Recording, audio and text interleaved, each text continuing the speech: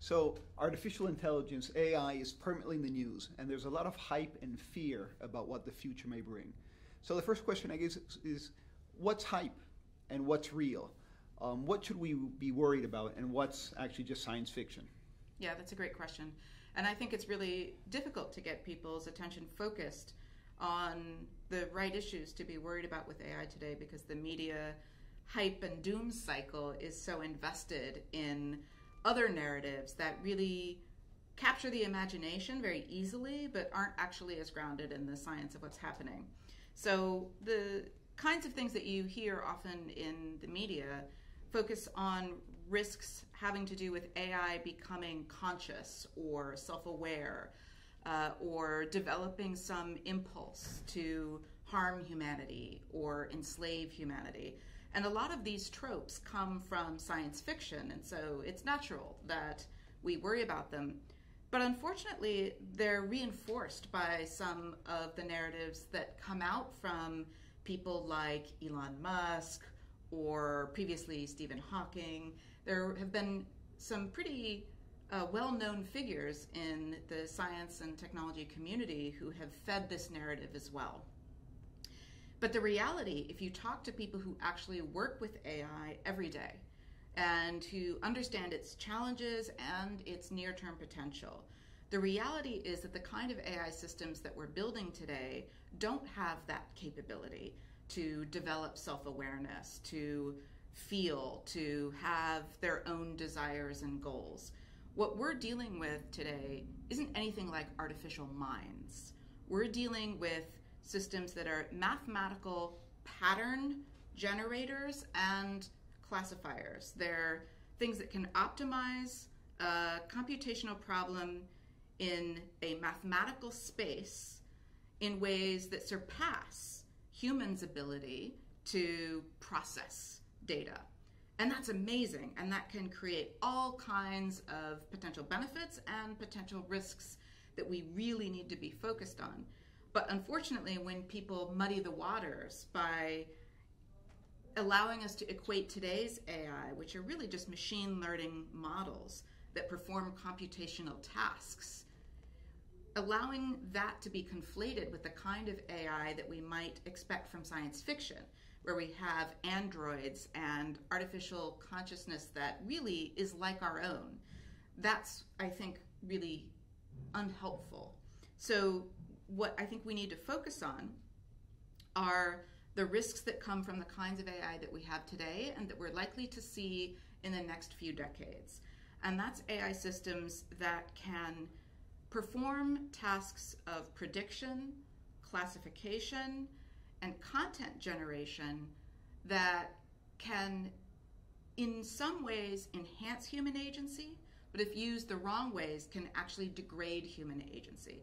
So that ought to be the real fear that we have, is to make sure that humans are supported by AI tools to develop and exercise their most valuable capabilities, and not to be placed in a situation where AI systems are directing human behavior and humans, in a sense, become the robots or the machines that are being forced to adhere to these kinds of mechanical standards of optimization. So an example of this is something like a robot being used in an Amazon warehouse to monitor workers who are packing boxes. And these systems can actually analyze workers' movements, time their movements from place to place within the warehouse, and then instruct them to speed up or to carry a box in a different way because it might shave a few tenths of a second off the operation. And that machine is indifferent to and unaware of human pains, human limitations, the importance of having a healthy workforce. And that's not like a human supervisor that can empathize with you when you say, oh, well, I hurt my back last night, I can't actually bend that way today. So what we want to avoid are those kinds of scenarios where people's agency and well-being comes second to the mathematical optimization of a task that a machine is programmed to demand. So that's what keeps me up at night, is the fear that increasingly humans are being expected to work in the ways that machines do. I don't worry about machines coming to take over human capabilities or replace human minds, because right now that's just not what we're looking at. Let's try to imagine the future. My son is 5 years old, and he's going to be my age in the year 2070, which is a science fiction novel as far as I'm concerned. But this is something I think a lot about, and I'm wondering, with the upsurge of AI and other technologies such as genetic engineering and biotechnology, what kind of questions will he have to ask? What kind of society will he live in? And how can I prepare him for this new world that seems to be emerging? It's a great question. I'll tell you an answer, though, that you're probably going to find frustrating, which is I don't think we can know. I think any prediction of where technology is going to take us in the next 50 years is likely to be wrong. And I'll tell you why I think that. 10 years ago, everyone was confidently predicting that within 5 years, we would have autonomous vehicles fully free to roam public roads anywhere in the world, that human drivers were going to be obsolete within 5 to 10 years. We're nowhere close to that yet. Autonomous driving has turned out to be a harder challenge than many expected. 10 years ago, computer vision and natural language processing were thought to be the really hard problems for AI to solve. And things like creativity were thought to be areas where AI posed no threat. Today, we live in a world where computer vision and natural language processing have been the two areas that AI has progressed in the most over the last decade. And today we have models that can generate art that either replicates or mirrors human artists' performance simply by putting in a text prompt. So you can say, I want a picture of an astronaut riding a horse in the style of Van Gogh in a color palette of red, and get exactly that created for you. But the point is, the kinds of tasks that we thought would be hard for AI to get good at, and the kinds of tasks that we thought would be easy for AI to solve, have turned out in the last 10 years to be the exact opposite of what even experts predicted. So I think knowing what will happen with AI in 50 years, or what will happen with other technologies that will also be enhanced by AI's capabilities. So you mentioned genetic engineering. What we're seeing is a convergence of different technologies where AI tools can help us make new advances in genetic engineering, which makes the trajectory of that technology just as unpredictable as AI itself is. So what should your son be prepared for? What should you want him to be prepared for? The answer to that is to develop the kinds of human wisdom, the kind of practical wisdom that philosophers as far back as Aristotle have talked about as a way of adapting intelligently to new circumstances, to situations where the existing rules are insufficient to tell you what to do. We need all humans to strengthen those capabilities in the coming decades, so that when new technological developments arise that were unexpected or unprecedented, we have the practical wisdom to decide how to govern those technologies, how to use them responsibly, how to direct them towards human flourishing. So what I would say is we need to develop not an ability to predict the future, but an ability to thrive in an unpredictable future. Now, in educational circles today, in Argentina, but also in the rest of the world, there's a lot of emphasis on STEM education, right? Science, technology, engineering, and mathematics. Now, you're a philosopher, you study the classics, so I'm wondering, I mean, is this emphasis on STEM education correct? What room is there for the humanities in this future, for philosophy, for literature, for the arts? I mean, are these simply to be discarded? Absolutely not. In fact, I think the focus on STEM is right, but incomplete. So the idea that STEM is a standalone body of knowledge, that we can understand how to use science and technology well by simply studying science and technology in abstraction from the broader human experience, that's the mistake. Technology is not something separate from society. In fact, if you look at the history of human evolution, technology is part of what allows humans to develop what we recognize as societies today. Technologies and techniques more broadly are forms of culture. They're not just things. They become things through the process of culture, which is a social activity and one that involves the exchange of meaning and value. Technologies are ways of achieving the goals that we define through things like philosophical reasoning and debate, through things like literary and artistic vision. So what I think we need to understand is the way that technology is an extension of society, culture, politics, philosophy, and likewise that those subjects can no longer be studied in a manner that's divorced from an understanding of the built world and how it shapes our possibilities for flourishing socially, politically, culturally, aesthetically. These are now things that we can't afford to detach from an understanding of science and technology. So what we need to envision is a new kind of integrated education that allows the ways that these things are deeply connected in our world to be seen and understood by us. So what's missing? I mean, if you had an engineering major in front of you, what would you tell that person is missing from their education, and what would you tell them to go read or investigate or understand? Sure. Well, I teach engineers often, and I think about what kinds of things to bring to their experience.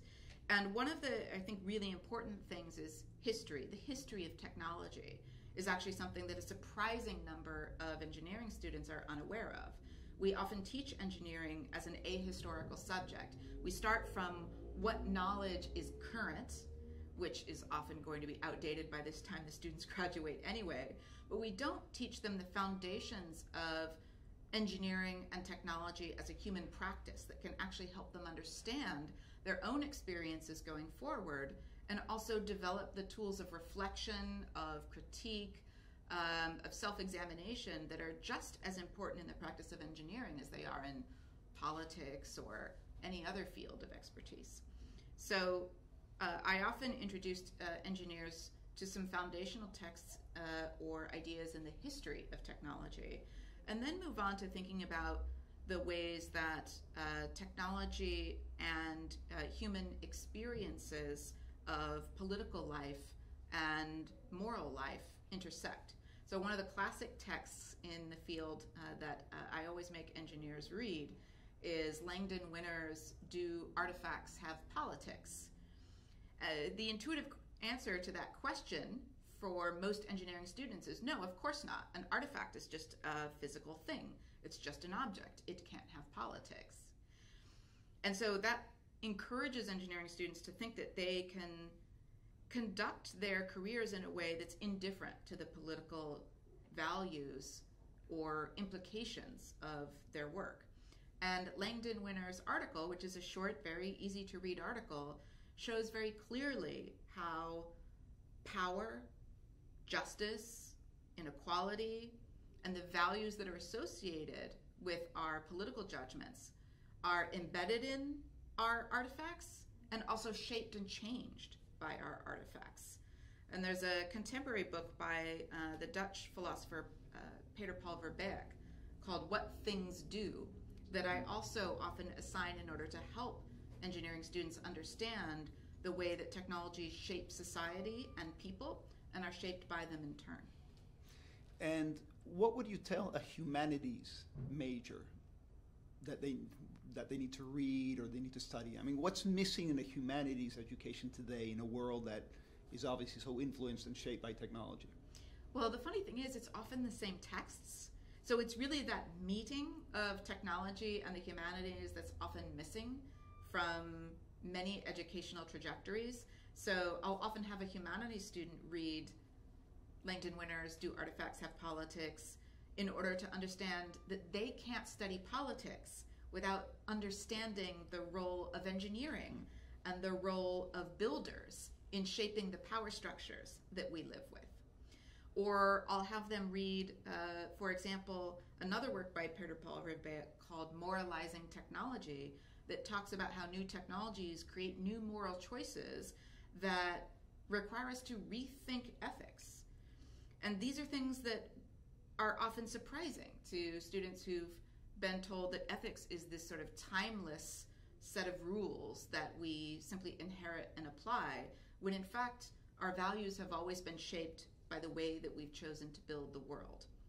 Another text that I think is really important and that I assign both to students with a science and technology orientation and to students who are interested in humanities is a book written by the German-American scholar Hans Jonas called The Imperative of Responsibility. It was written in 1984. The full title is The Imperative of Responsibility in Search of an Ethics for the Technological Age. And it's a meditation on where technology is taking us and the kinds of new responsibilities that world-changing technologies are putting in front of us that our existing ethical frameworks do not have the resources to manage. And so Hans Jonas was talking about the new kinds of ethical thinking that technology requires us to develop. And that's a foundational text. Even though I don't agree with everything in it, and neither will my students, it's a way to start them thinking down this road. And in your book, Technology and the Virtues, you argue that neither the Kantian nor the utilitarian ethical frameworks do the work, are good enough to guide us in this technological present and future. Can you tell us why they fail and what's the alternative? Sure. So it's not that I find these ethical frameworks to be useless or that they need to be discarded. It's simply that neither offers us a complete way of finding what ethics searches for, which is paths to the good life, to living well. So Kantian ethics, for those who might be unfamiliar, is a form of what's called deontology, which is a rule-based ethical theory. And rule-based ethical theories come in many flavors, so we could think of, from a kind of Christian ethical standpoint, you might take something like the Golden Rule or the Ten Commandments to be, the set of rules that have to be followed for moral life.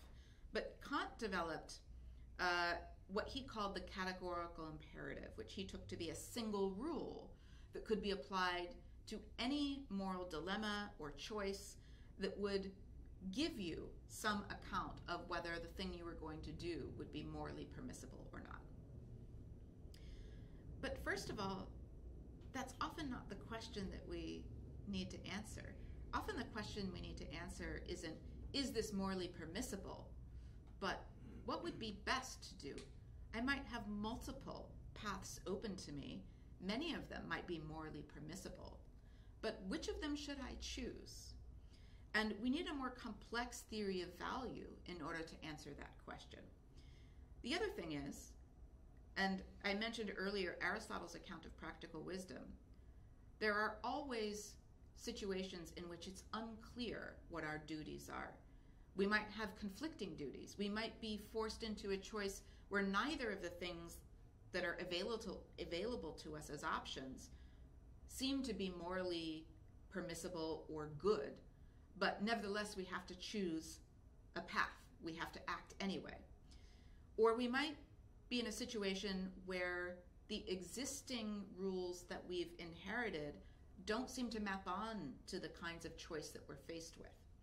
Utilitarianism, which is a theory that tells us to maximize the sum total of happiness with all of our choices. So there it doesn't have the limitation of Kant's, because it actually does allow us to make decisions about what's the best thing to do among many different choices. But the problem with utilitarian ethics, again, is it requires us to be able to predict what will make us happy, what will create happiness in the world. And that requires us to make assumptions about the future based on the past. But we often don't know what new technologies are going to create for us in the world. And we often don't know how those technologies will influence human happiness. So think about something like social media.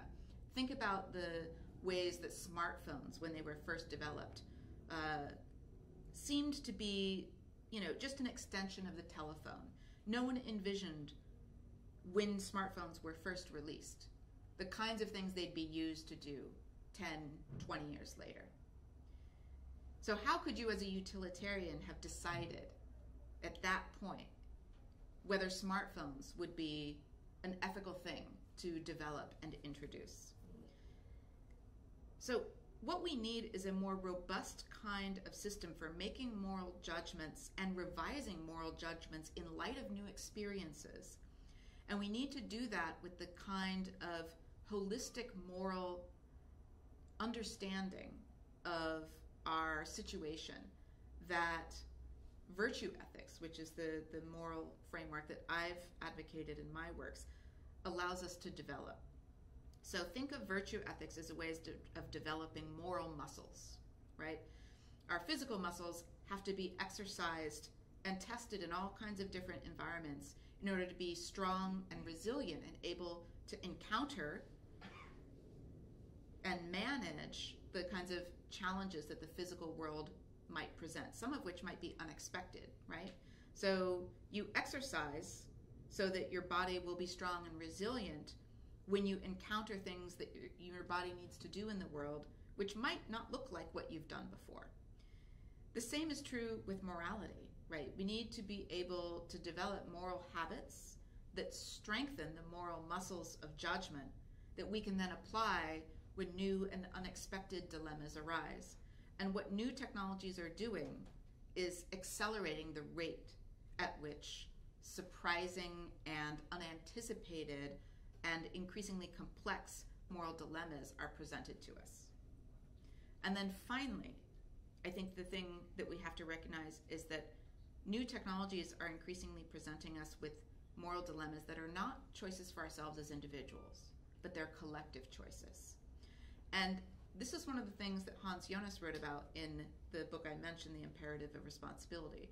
He talked about how almost all of the ethical frameworks that we've inherited were developed to help individuals make choices about right or wrong, and to help individuals make choices about actions that had relatively local consequences. Technology is increasingly presenting us with choices that are collective rather than individual, and that shape not just our local environment, but shape the consequences and possibilities for planetary scale life, and that shape the potential for not just the people living today, but future generations. These kinds of scales go well beyond what traditional ethical theories prepared us to judge. So we need to develop new kinds of moral skills in order to manage the new challenges that technology is bringing to us. You're the director of the Center for Technomoral Futures at the University of Edinburgh's Futures Institute. What does that center do? So primarily what the center is focused on is research in the ethics of AI and data-driven innovation, but where we understand that that research cannot be done from within the resources of any one traditional academic discipline. So our center, as part of the Edinburgh Futures Institute, which is itself an interdisciplinary institute, our center looks at how to address the ethics of AI and data-driven innovation from as many disciplinary perspectives as are necessary to meet the challenges and tackle the problems that we're presented with. So the name for the center is based on the recognition, as I mentioned at the beginning, that technology is not actually separable from the way that we value one another, the way that we think about the good life. Morality and technology are actually intimately connected, but our educational systems have artificially disconnected these two bodies of knowledge.